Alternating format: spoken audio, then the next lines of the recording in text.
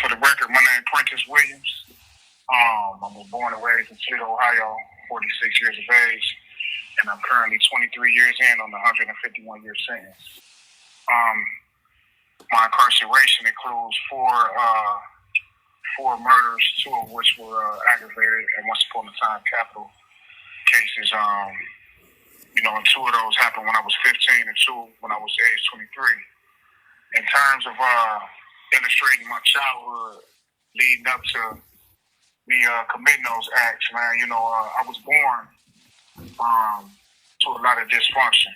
My mom was a prostitute who had part ways with me when I was 3 weeks old. And my father, he was a epidemic no-show, so I was exposed to a lot of dysfunction, a lot of ignorance, a lot of violence, and things of that nature.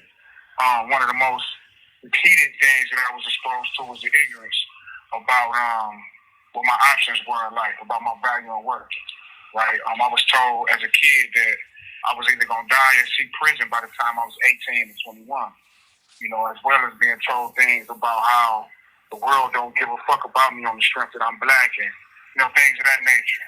These were the things that, as a foundation, served to, paint my, paint with my expectations for the world, my view of the world, my disposition for the world, if you will. So, by the time when I was 15 and I committed my first act, my first murder, is to be simple and plain, I was hungry. I had been in foster care since I was, pretty much born, man, and, Children's Services of Toledo, Ohio had custody of me.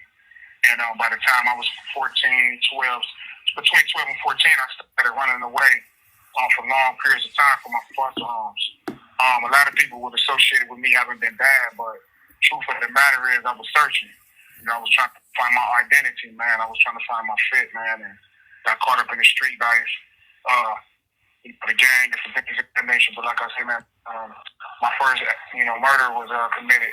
I was hungry, I was homeless, and I was desperate. And I had a few years of living out there in the streets, selling dope and living in between drug houses and things of that nature, man. And, that street culture is one where it moves fast. You run into a lot of people quick and, a lot of, people, more loose, morally speaking, things of that nature, man. And sometimes it don't result too well, and that's what happened with me. And then, my second case, I was on the run for that first murder. Who was a gentleman named Robert Hendricks, who I ended up killing in an attempted robbery situation, whatever that took his life on. But then while I was on the run for that one, I caught another murder. I had ended up killing a young lady by the name of Shelley, who I had been living with for a period of time and was in an awful long relationship with, even though she was older than me. Who it had came out that she was potentially telling on me, calling crime stop to turn me in on the murder that I was already on the run for. And, so that resulted in me, ultimately killing her. And if I was to have to illustrate my reasoning, I would just say that, I was caught up in the lifestyle, man. I believed in it, and so, I believed in some of the codes and the standards that was, encouraged for us to believe, although a lot of people don't believe in them. You got some every once in a while, man, that take them serious. I ain't had nothing else, so, But anyway, so I caught those cases, right? But I didn't end up going to prison for them until I was 23. I caught two more murders, like 23, two murder for hire incidents that resulted in me facing a death penalty. But I ended up not going to trial for it to complete to 151 years. But in terms of illustrating, some of the pointers that led to me committing that crime, I was home probably 30 days after doing a 6 to 15-year prison stint, in which I did pretty much 6 years, 9 months. I went to prison as a kid. I went in at 16. I came out at 23. When I went in, I was homeless. So when I came out, I was homeless, right? And I didn't really have much or anything for anyone to fall back on. So I fell back into my old lifestyle. I didn't have a halfway house presented to me as an option. I didn't have any state assistance presented to me as an option. None of that. So, I went back to the streets what I knew best, man, and it ultimately resulted in me killing 2 more people and 2 murder for hire incidents, so shit. So now, man, the short version of a long story is now I'm ultimately doing 151 years. Like I say, I'm 23 years in on it. And, my outlook on it is that it was for me to go through it so that I can use the lessons from my experiences to help others. And, that's my genuine commitment, to help those who, who like myself, man, who was taught that lifestyle, young and, believed that was their highest option. But in their heart of hearts, like myself, I always believed that it was something more for me. I just didn't know how to find that more. And while a lot of people don't know how to identify it, a lot of those things that I'm judged for, I'm condemned for, is having done out in the streets, man. It was part of that process of my search. It just wasn't pretty, man, for lack of a better word. This is Selwyn Jones. He's the uncle to George Floyd. He's up here with us. He can hear me? Yeah, he can hear you. Yeah, man, I hear you. What's up, brother? How you doing, man? Man, I'm doing. I am trying to move some changes forward, man, so people can have a better opportunity to enjoy life, my brother. So they don't have to be put in bad situations from generational curses, my brother. Most definitely, man. That's one of my commitments, man. So I definitely salute you for that work. And my question was, do you have any remorse on the things that you had to do? A lot of people don't feel like they have options because of the systemic way that a lot of black people were raised in the ghetto or just around particular situations. And my heart breaks when I hear a young man that tells me that it started off that way. And when you were 16 years old, and by the time you were 23, you were put in an unwinnable situation because of the decisions that you made, man. So, yeah, it just blows me away, man, that we as people let kids slip through the cracks to become adults that have been incarcerated throughout their whole life. So, man, you keep your head up. You keep your head up, man, and you keep educating. Yeah, for sure. Yeah, I appreciate it, man. I appreciate it. It's gonna take people who come from it to really contribute to the remedy, man. Them outside sources, them institutions, and the people who it would seem like will be able to become engaged and help and things of that nature. But it really can't. They can just throw solutions at it. When it takes people like myself who come from it, man. And so one of my commitments, man, one of my determinations, one of the things that's got me up majority of the days that I got up over the last 23 years, including 8.5 and Supermaxes, knowing that somebody else gonna get something from this, more than what I heard, I'm gonna help. You know what I mean? So yeah, I appreciate that. Tell me your state of mind knowing that you will never ever be free again. How do you maneuver during your day and knowing that you're home? How does that affect one's mental capacity? So probably about 2 hours ago, I was caught in a debate. Like, damn, should I headbutt somebody? Right, I was dealing with some frustration, to be honest, or whatever, right? And the first thing that comes to your mind is, damn, I got all this time, I ain't got nothing to lose, yada, yada, yada, right? And you got to check that every day, right? Every day, many times a day. And so how I check it, man, what I do is I just take responsibility for what I did. One part of it is, like I said, I was being told as a kid that I was going to see prison or die by the time I was 21. So in the ages that I should have been imagining myself playing basketball or studying, for exams or whatever, I was imagining as a kid what my life was going to look like either in prison or on the streets. So when I came to prison, it was like a self-fulfilled prophecy. So even though that's a, unfortunate way of putting it, it's a truth in that it helped me prepare for dealing with, accepting this shit, right? But at the same time, the side of my humanity is awoke now. Because out there it was numb, it's awoke and it's conscious.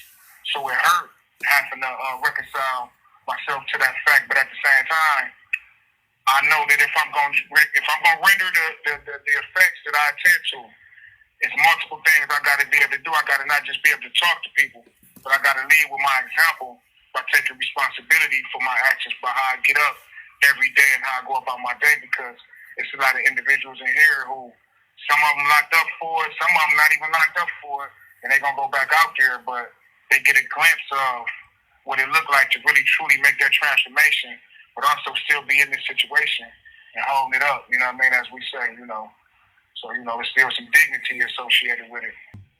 That's a hell of a statement, my brother. That's a hell of a statement, man. Man. I am. Been through it yourself, man. I know that wisdom only comes from some degree of either experience or in-depth observation. So, Hey, brother. I've seen all the roads. I've seen all the roads. I always make a statement, and I say that everybody wakes up with two things every day. That's a chance and a choice and a chance, and we should put more emphasis on the choices that we make so we can have better chances. But it's powerful. one thing that 1 minute remaining. Ask somebody to call back. Yeah. Call right back if you can. Thank you for using TTL. Hey, quick question. What was the word you used to describe your father? Oh, epidemic no-show? Yes, that's Epidemic no it. show. Okay. what do you say? Epidemic no Epidemic show. no show. Epidemic no show. Okay. Yeah, I've been saying that one for a minute, man. Do you have any contact with your family? No. When I was coming up, man, we didn't. Like I said, my mom's left me when I was 3 weeks old. I stayed with my grandmother for off and on the first 8 years of my life, but at the same time, she was unstable, and so she couldn't keep custody of me. So I never really had the chance to establish those bonds with too many relatives. And I pretty much came up, solo. Wow. You never really had a chance. Is that what I'm hearing? From the people around you, you never had anybody. Right, definitely didn't have people, in terms of definitely didn't have that. That's one I haven't experienced yet. When you're doing bad, you have a lot of people that influence you to do bad. But that's the key. You don't have a lot of people that are that'll change that mindset, because eagles don't fly with crows and pigeons because they shit all over everything. And that's that systemic problem that we deal with with people. Birds of a feather flock together. And if you hang around shit, poo poo, that's what you're gonna get in a mental capacity. Is dealing with poo poo and not making good choices or good decisions, man. Wow, do you ever feel like Another way they say it. do you ever feel like life is do you ever feel like your life was put here to be lost with all the things you had to go through as a kid? No, I actually feel the opposite. I am very much convinced that I went through and I did everything I did for a specific reason, for a holy spiritual reason and purpose. I know it sounds cliche. You see a lot of guys come to prison and they, talk about how they find religion and things of that nature. But I genuinely believe that, because, like, for example, just me being able to talk to you and answer your question right now, psychologically speaking, I'm not supposed to be able to do this. If we go by what the people that's writing everything say or whatever, I went straight to supermax isolation, did a decade in that. I never had a formal education, but yet see, I'm still here, able to articulate, my reality to you with no BS included, right? And that's something I attribute to God's purpose and plan, because a lot of the things that I understand, a lot of the things that I remember going through, they don't affect me the way that I can hear other people talking about how they went through them, and it defines their lives. You know what I mean? So, and that strength only can come from God, man. I believe that, I'm on the path of, like I said before, utilizing the lessons from my experiences to help those. Because there's a lot of people, we watch the news every day, there's people still living like this, in every urban community, every city, you know what I mean? And so there's lives like mine that can communicate. I've been doing it for years that can, reach those living like that and, kind of help them find their way back, man. And that's only something I can attribute to God. So, I get it, man. You keep your head up and you keep spreading the good I message, appreciate it. and you show those young brothers that have got those 3 to 5 to 10 years what they need to get back out and accomplish and be well-rounded human beings and individuals, because all it takes, like I said, you wake up every day with a chance and a choice. And if you can instill in their brains, hey, you don't want to be in a situation that I'm in, that I'll die in here, because you have a chance. Every day is a beautiful thing for people to get an opportunity to wake up, because how many people will go to sleep tonight, get ready for bed, and not have that opportunity to be able to spread that wisdom or to make an impact in anybody's life? Most So definitely. you keep impacting these young fellows, man, because unfortunately you are in a situation that most people shouldn't be in, or never should have the opportunity to be able to experience all the things that you've got to experience and have experienced. But as you said, from that spiritual point of view, you lock in with these young kids, man, and you be a hero to those young kids, and and you put it in their heads. This isn't what life is supposed to be. I've lost mine by making bad choices and bad decisions because I didn't know any better. But I'm here to give you that strength to let you know that this isn't what you want. This isn't what you need. Sure. So Yeah. you be that guy, man. I appreciate it, man. I mean it. Yep, you be that guy, man. You just be that guy, bro. Because life is precious, man. No matter what, where, when, how. As long as you can wake up and you can and make an impact and affect somebody's life. Man, that's my focus, man. Yeah, it definitely come with some pressures, though. It definitely come with having to endure some blows, man. But yeah, I've been staying the course, so. Wow, brother. Wow, wow, wow. Just stay strong, man. Stay strong, stay Appreciate it, strong, man. stay strong. What? How were you the first time? How old were you the first time that you unalived somebody? Oh, 15. You were 15 15. years old. The first two Uh, times. Yeah. uh, Wow. What was the situation? What was the scenario? the first one, man, like I was saying, be just all the way honest, man. I was hungry. I had a few different dope houses I had frequented, and I had went around to the dope houses, man, to see if I could acquire a couple of dollars, running across somebody that I was familiar with, and I didn't. And one of them, it was a man by the name of Robert Hendricks, man, who was in there. He was actually buying some crack, but he was said to have a substantial amount of money on him. I never robbed anybody before or after this. I never really believed in stealing anything from anybody or whatever, right? But I was literally so hungry, man, that shit, I went in there, man. I went to rob him, and he stood his ground, and so I actually ended up shooting him and shit, man. But Yeah, that was the first situation. Wow. And now, how many people are you incarcerated for this act? Yeah, asked how many for? 4 people? Yeah. Uh, Wow. And the first 2 were at 15? yeah. And what about the last 2? I was 23.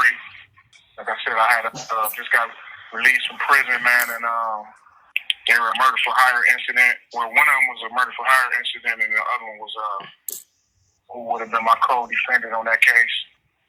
So was the co-defendant the 4th victim? Yeah, he was the 4th. Was that just to make sure they wouldn't testify if they were arrested? Yeah. We had I did the shooting earlier that day, and it was somebody who survived. They didn't know me, but they knew him, and they had said his name. And he had word that got to me that he was communicating with the authorities. You know, letting them know that he didn't do it, but that he was with the person who did it. And I got wind of that, and once we ended up killing him before they could catch us. Was he a Crip as well? No, I don't even recall him as actually being in any gang. How much money did you get for that job? Shit, obviously not enough, but to be honest, man, about $7,000. Wow. $7,000 contributed to your life incarceration. Wow, my brother. It's something, man. Yeah, it's something when you put it like that. Yeah, definitely. But when you back against the wall, man, you ain't got nowhere to lay your head for the night, or you got to figure. You know what I mean? It seemed like at the time, especially like I say, I go back to that options thing. Especially when you think that you're exhausting your highest option. It seemed like it's worth it, or that. It seemed logical at the time, man. You know what I mean? So. Were you addicted to crack? No, I didn't have any drug issues. I just didn't have, I just came up how I came up. You know what I mean? I just never really found the ground under my foot, so to speak. Like I say, from going through the foster home thing and running away from the foster homes and shit, man. And so by the time I was 14, 15, and things of that nature, foster parents were less eager to take in a young male who has the reputation that he has the history that he has with so many different foster homes and group homes and juvenile facilities or whatever, right? So it was a lot, man. Weighing on me, man, from my living situation to like I said, not having nobody and things of that nature, but. Like I said, the drugs play the element. Even smoking weed, a lot of people don't associate that with using a drug. But And you never did any hard drugs? when I was fighting when I was county jail, fighting for my life, fighting the capital cases, yeah, I did a few different drugs. I did cocaine, a couple pain pills while I was in there, fighting capital I'm saying, but when you were free, and you had the choices to make, you were never addicted to drugs. No. That's deep. That is deep. Because most people that find themselves in these precarious situations are addicted to something. I believe I read an article about a weapon that was smuggled into the jail, right? Can you talk about that and how that even came about? Okay, so like I said, I was 2 murder for hire cases became capital cases. And while I was fighting those, while I was going to trial for those, my wife and my oldest brother had become involved in a sexual relationship. Now, at the time, my murder for hires was before my wife's family. By this time, I done told you I done committed some murders when I was 15. And so by this time, I'm 23, 24.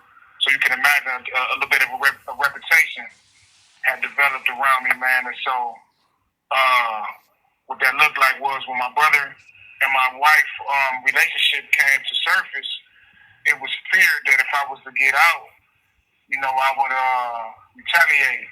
And so she, in response, she was encouraged, to make sure I didn't get out. So what she did was she made statements that not only were damaging to me, but they were damaging to other people that were loyal to me as well. A couple people who had nothing to do with my cases were about to get charged with having to do something with my cases, but they ain't, like I said, they ain't had nothing to do with them. And so, so I've been caught up in this with her.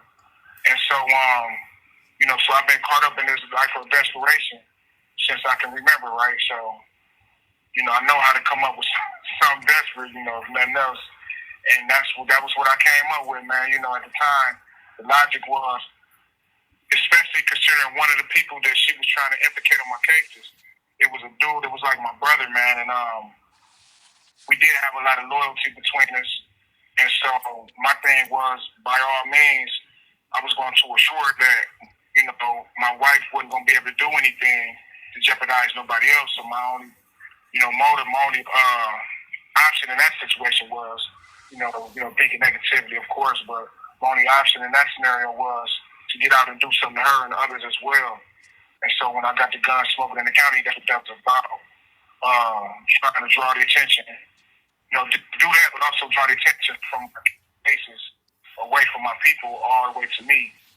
I had paid people to walk me out the county, but unfortunately, when it came down to it, they reneged on me, man, and it was a desperation situation from its conception. So, one desperate thing led me to me doing another desperate thing, man, and next thing you know, I'm in the county jail shooting.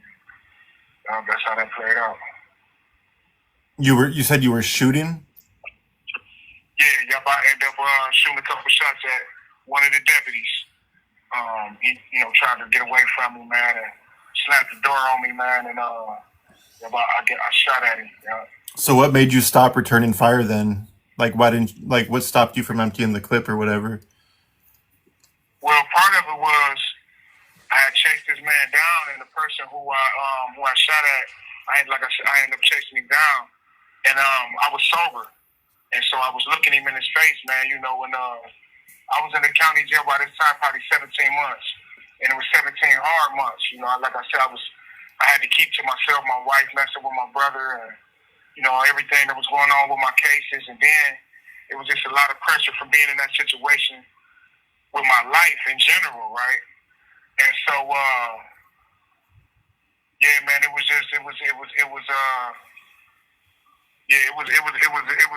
You just made me think back to it a little bit too, but it was, you just made me think back to it, man. It was, like I said, man, one desperate thing leading to another, man.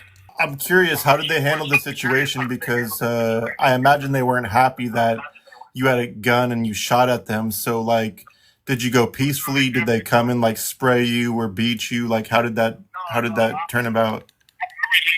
I forgot that's what you was asking me too. I relented myself, man. At the moment of the other shooting, at the moment of the escape attempt, my brother and another young lady was outside in the truck. And so after I shot, I had no plans of shooting.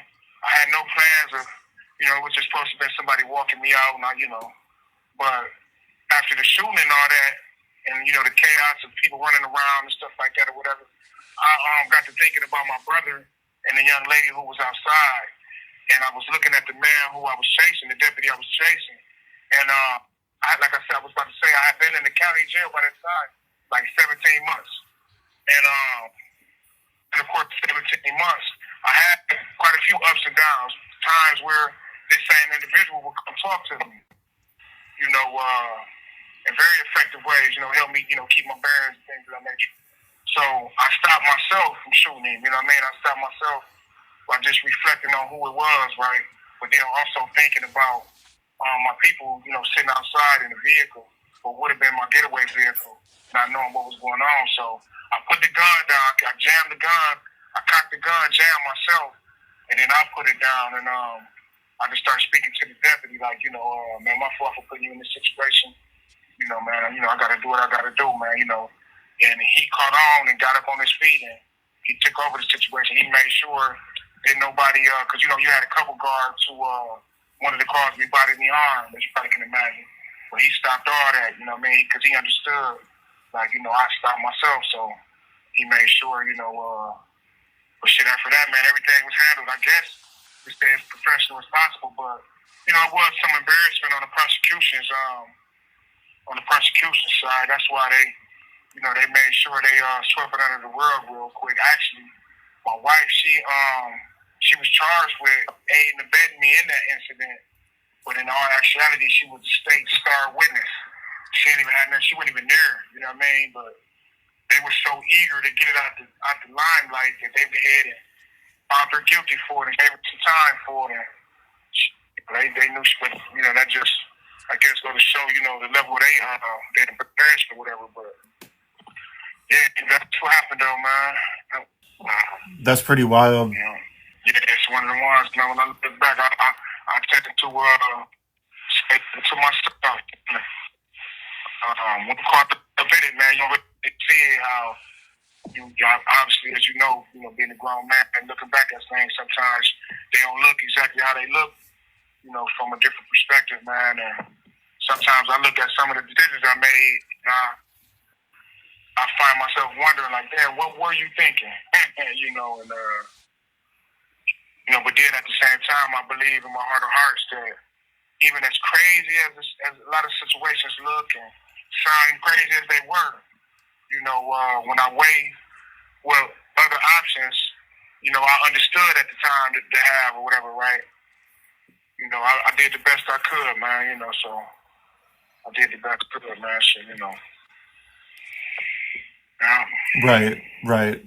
I'm curious, when did you meet Otto? Like, how did you guys meet? Because I don't know if you realize this or not, but he used to be part of the AB. So when he told me about you, I was like, really?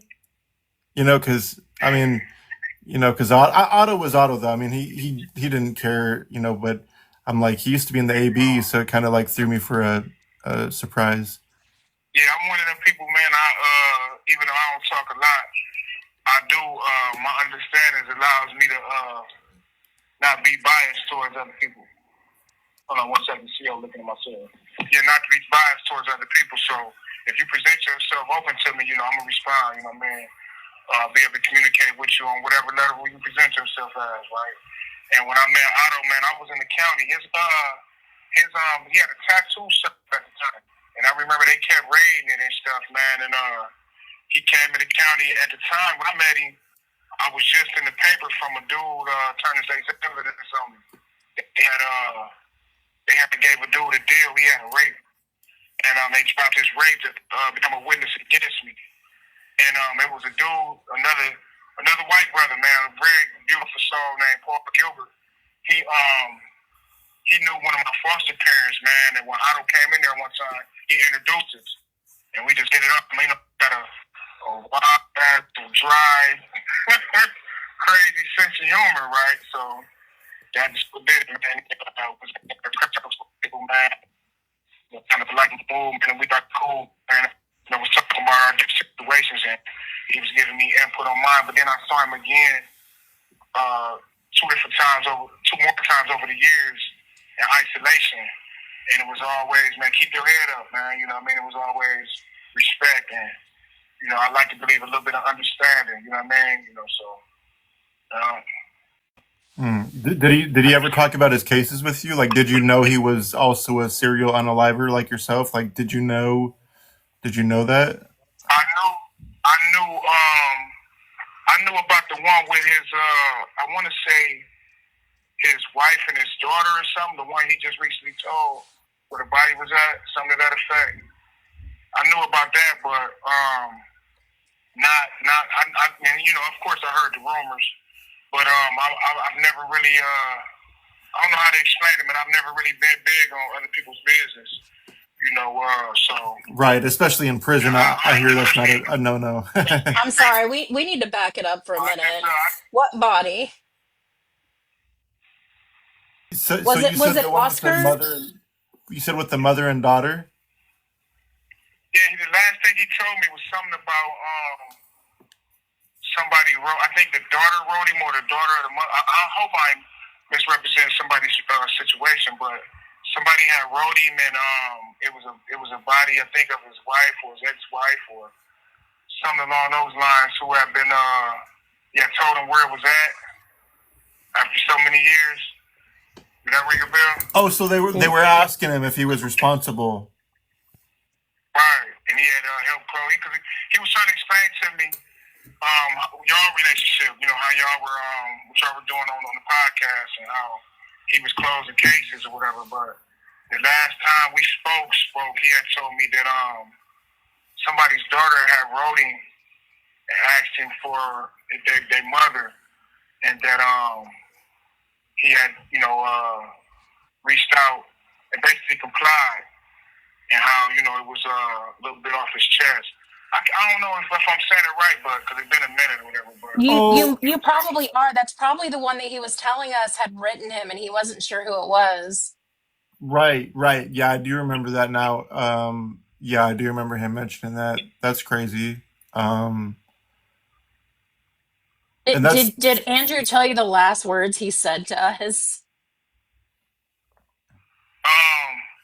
that I can thoroughly remember. That was it. That was it right there. That's the last one I No, remember. what the last words last thing he said to us was, "I love you guys to death." Oh, wow. You said the last words he said to y'all. Yeah. It was like he knew, huh? yeah, it's kind of weird. I don't know if he knew like he was dying or not, or because I wondered that because it was out of nowhere. I know he had it's interesting too, because one of the last incidents I remember I have in my mind. I mean, we was both at the medical unit. I go over there to get blood pressure. He had been over there a few times, and it's early in the morning. It's guys from different units, different races. People don't want to talk to each other, and this dude come in, cracking jokes.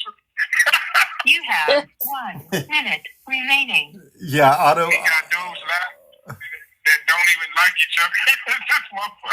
I'm like, man, this dude crazy, man. I can't even state what he said. You probably just already know he said some crazy shit. But Oh yeah, he'd always tell me like racial jokes and like gay jokes, and I'm like, just like, damn. Yeah. I'm gonna call back. Okay. All right. Sounds good. I know it's like a no in prison, right? To like tell each other about like each other's crimes or whatever, right? So you guys probably never like discussed your crimes, right? No, not at all. Okay. I wasn't sure if Otto was the type of dude to like discuss it with other inmates and like try to get off, because he did with me, but maybe he felt more comfortable with me than he did other inmates. People really don't talk about it. I I mean, I can imagine some things, like if it involves children. it be situational. It's based on like because you will hear some dudes talk about their cases who and it won't even matter if they got short or a long time. Like I think it's more so about their disposition towards their situation. Like you got some dudes that talk about what they went through, for the mere sake of conversation or to make a point or whatever, right? Because their case is over with, or because it wasn't that serious, or something along those lines. But then you got guys who won't say nothing, even though their case might be over, and that'd be more attributed to their character, their personality. But in an overall sense, I would say nah. I don't really talk too much. Period. Myself, right? I get personal with a guy, whatever, man. But I tailor my reasons for opening up to people. So if I can, share something positive with you or not, or things like that. I spend a lot of time to myself, personally or whatever. But yeah, you got different dudes that talk about it, because it might just, like, for example, I facilitate a manhood program, and we get very personal, and you got guys who will share about their lives more in depth than others, which will include some of the things they did in the streets, to emphasize a point of how they looked at life or why they did what they did or whatever. But it's only the less mature ones, man, who talk about it, just for the sake of talking about it, like it's something to glorify, or they competing with something, they think somebody think about them or some shit like that or whatever. But yeah, it's more so a no-no than anything. Are you in a max prison right now? No, I'm in a right up under max is close security, level 3 security. Yeah. So is that still 23-1? No, but we out all day here. Okay. It's we out pretty much all day here. For most of my time, though, I've been isolated. For most of this time, I've been done. Is that because you're active? Like you're on an active yard? No, it's just for me, it's just been because of my charges. Even though I did those things as a kid, they still held it against me. I don't even have a fight on my record. And I was supposed to have been deemed one of the most violent in the state. Sent straight to Supermax. Checking through all types of loopholes and barriers, but I haven't even got a fight on my record, man, and they still find a way to isolate me, find a reason to keep me uncomfortable and keep me, reminded of the fact that yeah. Property, yeah. Do you still gangbang in there? No, I've left that alone, man, years ago, man. It's been over 20 years, man. I still, I have times when I might get like the population might be more of what I come from, right? Like it might be more of them than anything or whatever. Then I still had a reputation, so I use that to say something to try to,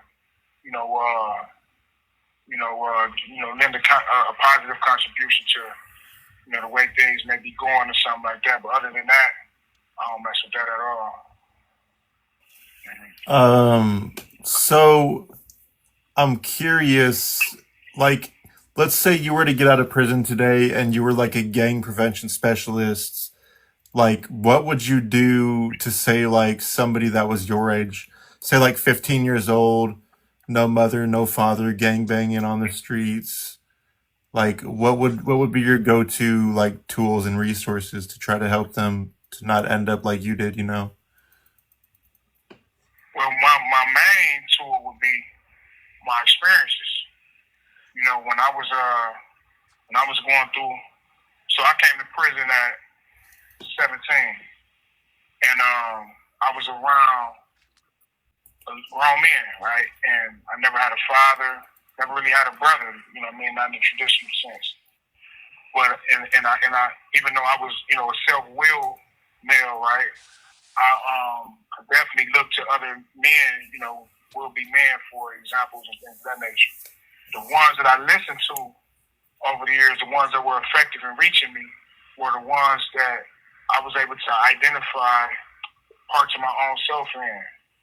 And what they had, what they said, even what they did when they wasn't even talking to me directly, communicated to me more loudly because I could identify with them or in them that they understand to a certain extent because they come from it.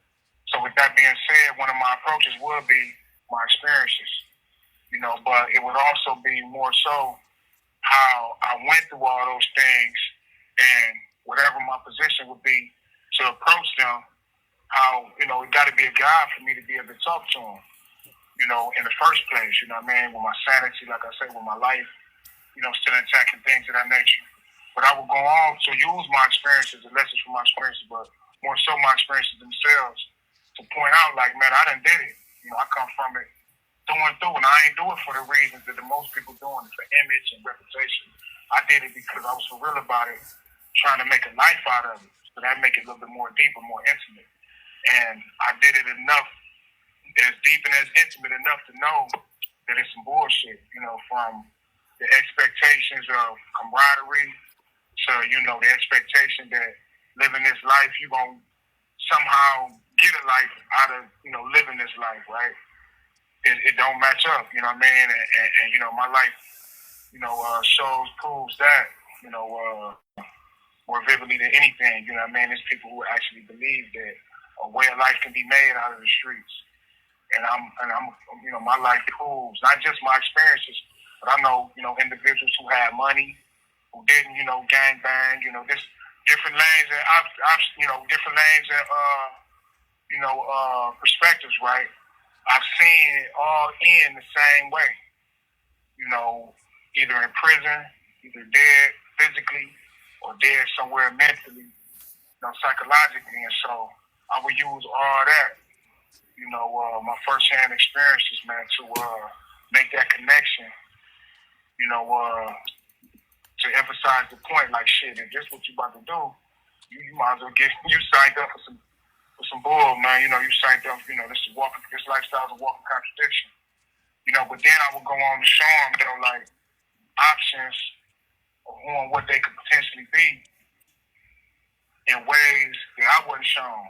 Had it been exposed to me that just because I was young, black, and male, I didn't have to go through what everybody was telling me I had. If I'd have been exposed to those type of things, just to thinking that, man, you ain't necessarily got to go through this. You know what I mean? And I'd have been exposed to it the right way, the effective way, right? My outcome would have been a lot, different or whatever. So, that would be my approach, man, to help them see that, their options are more than just, some street shit, gang bang and selling dope or, all that little limited stuff to go with, that limited dysfunctional stuff to go with that lifestyle, you know what I mean? And it just so happens that, I know how to speak that language. I know how to speak it in a way where it's effective, man, with making the connection, but also, cutting on the light, man, in a person's mind, to, like I said, what their options are.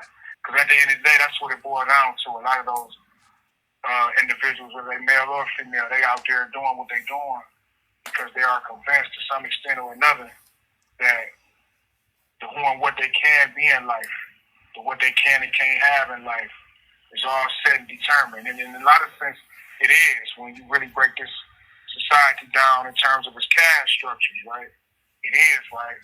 But at the same time, what I realized from my experience is that the energy that I put in, doing all that stuff I did out in the streets, gang banging and selling dope, murder for hire, all that same energy, had I have been, focusing on school, focusing on other things, that same energy could have and should have rendered me, a better life, man. And it didn't because I wasn't exposed to that line of thinking, that, that those possibilities, man. So that's a lot of what I would do different, man, in terms of reaching a younger version of me and, just helping them understand that what we call the gang, G-A-N-E, the gang, is about something much bigger than trying to manipulate people or, a quick, come up with some shit like that or whatever. It's really about life. Right. Somebody just asked, do you try and help kids now, young kids now? Yeah, like I said, I do my manhood programs in here, but the morale for growth and development is not what it should be, what you would think it'd be for in here. As far as on the streets, man, I've been trying for years to put my books and programs out on the streets, but it's been a challenge, man, connecting with, the right people. But yeah, that's my commitment, man, to, that's what keeps me going every day. I do, it's somebody, reachable almost every day, man, but that, to the degree and the impact that I aspire to make, I haven't yet, but that's definitely my focus. And that's definitely my focus. Keep your head up. Keep trying to be impactful. Keep trying to show people that this isn't where they need to be. And hey, I'm sure this won't be the last time I chat at you, but I got a boy that I need to go work out. So it was impactful for me to hear your story. So Just keep fighting, man. Just keep fighting for others. Andrew, Amy, I'm out. Later. All right, Bye. take care, someone. In the future, I'd like to do some more lives because I'd like to talk specifically about the Supermax because it was, correct me if I'm wrong, but it was Lucasville, right? No, that's actually Youngstown, Ohio State Penitentiary. Oh, that's the Supermax? Yeah, Lucasville is the max. I thought it was okay. For some reason, I thought it was vice versa. That Lucasville was the Supermax, and then the max was Youngstown. Okay. How many years did you get again? 151. Yeah, he got 151 years. All right. Well, I think we could Thank probably you. call it good for tonight. Yeah, thank you so much. I'm gonna email you tonight. And I'm gonna release our interview, like I said, in like 2.5, 3 weeks, and then we can do another live. We can do maybe like one once a month if you're cool with that, like we were doing with Otto. Just keep me posted. Okay. All right. You have a good night. Okay. Both of y'all have a good night. I appreciate your time, man. All right. Take care. Bye.